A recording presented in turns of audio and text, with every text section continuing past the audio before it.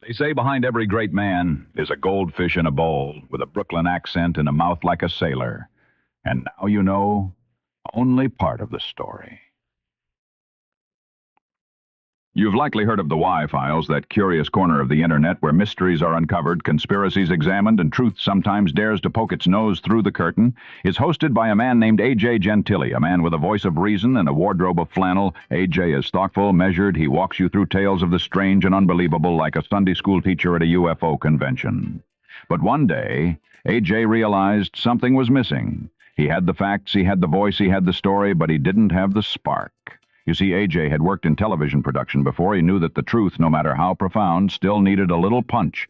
And so one evening, after a long day of recording and researching strange tales, he sat back, looked at his notes, and asked a question no rational man had ever asked before. What if the voice of reason had a roommate?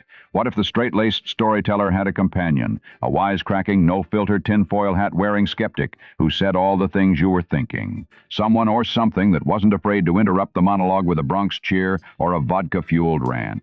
And so, the bowl was born. And into it a fish was dropped, digitally, of course, hecklefish, Moriarty if you ask him for a full name, a goldfish with attitude, a voice pitched somewhere between Joe Pesci and your uncle from Staten Island, a fish that didn't just swim in a bowl, but swam in doubt, swam in sarcasm, swam in that sweet spot between comedy and commentary. He'd shout, "The government's lying," he'd slurp his drink, he'd insult A.J., and the audience adored him for it.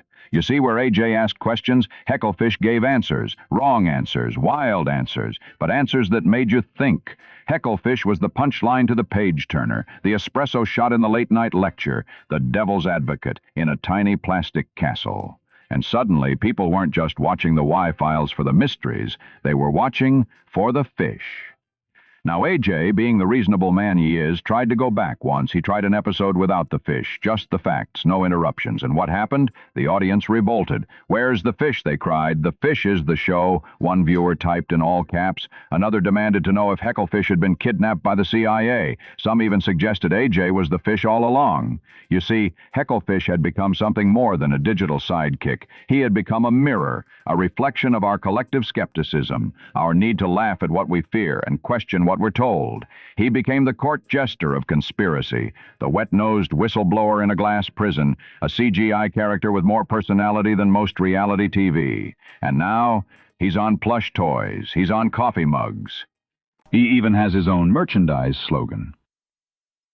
I have questions. Don't we all? Yes, behind every great man is a great idea.